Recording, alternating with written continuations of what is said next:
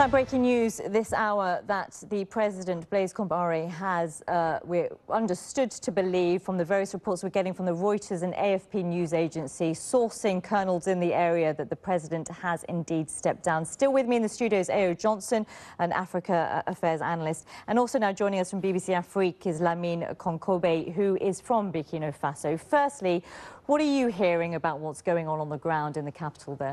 Well, what we hear is that the demonstrators were left yesterday as a sense of unfinished business is now complete.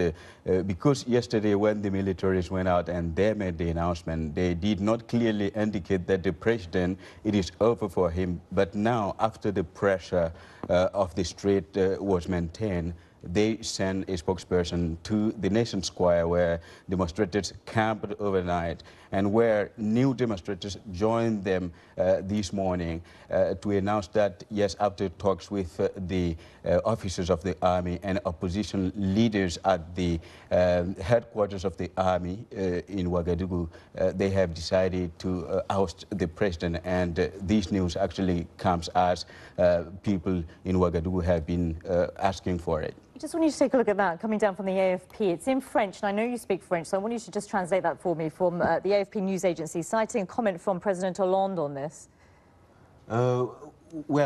President Hollande, the French president, of course, reacting to the unfolding event, saying that he hopes that President Blaise Compaoré would be wise enough to take the good decisions.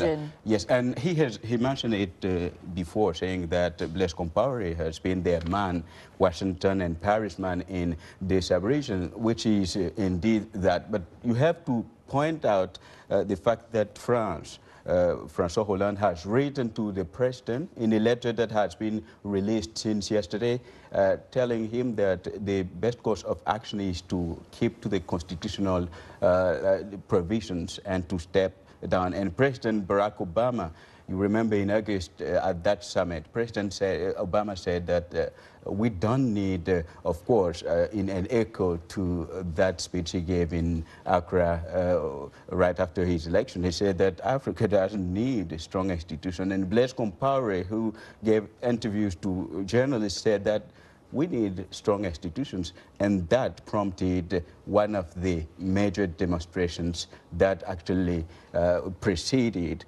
those new demonstrations that we saw. Yeah, I remember that speech that President Obama made, and it was quite something, because I remember at the time there was a lot of chatter about raised eyebrows about no constitution in this region. I mean, really, can we actually go there? But when you speak about that, I in particular, no constitution, adhering by the constitution. I mean, what really is in place at the moment when you're in the situation where a coup is unfolding? Well, it's chaos, it's anarchy, and it's very much about confusion. And so there is no ability to say, let's abide by a constitution, because there isn't one in place. And it makes it even worse when you've got the army who's dictating and calling the shots, for which the constitution doesn't even call for that in the first place.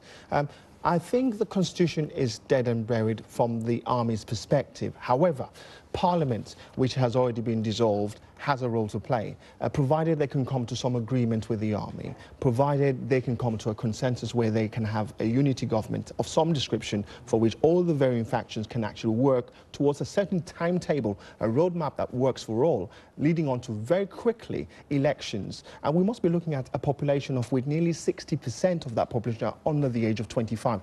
They're very young, they're ambitious, and when they get tired, they're not tired of taking to the streets, I can guarantee you that, of which we're seeing right now. Yeah, some more information. To add that to that, I think that Barack Obama and the French president can say, if you had listened to us, we could have avoided this situation where the constitution got to be made irrelevant. And you have to point out that, you know, the National Assembly is now out of the game. There's no more talk of the National Assembly or even the chairman of the Speaker of the National Assembly playing any role. Let me just interrupt you, gentlemen, just if I can. More information coming out from what the French President François Hollande has said in the last few minutes on the AFP news agency. He's currently in a joint news conference with his Turkish counterpart where they're speaking about the situation.